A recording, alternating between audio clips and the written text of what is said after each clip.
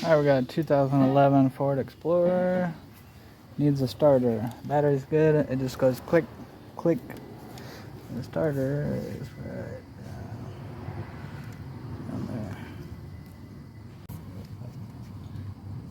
there. Alright, here you get a better view of the starter after I took the air intake boot off. It's right off in here. So I disconnected the shift cable and I removed the coolant hose. That way I had room to get this thing up.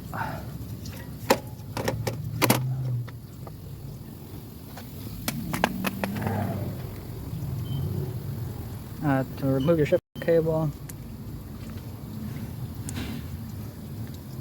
it's just kind of a little push tab that sits on there. So you slide this tab over and then pry up with a screwdriver or pry bar, and you can pull it up a little bit. And then these two tabs, you just pry with the pocket screwdriver a little bit and you can pull this up.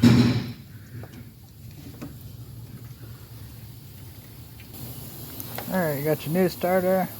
And put down in here.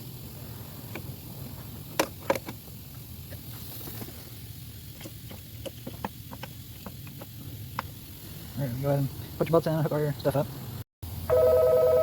Once you got it all bolted down, put your other hoses back on and your transmission cable.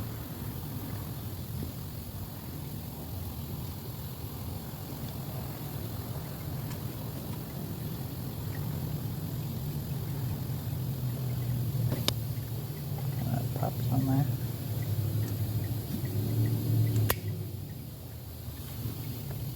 Lock it in place. Put your coolant pipe back on.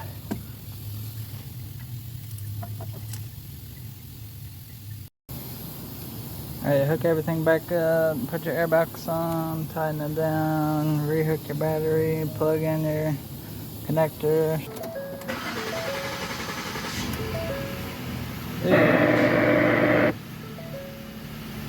Oh, low tire pressure.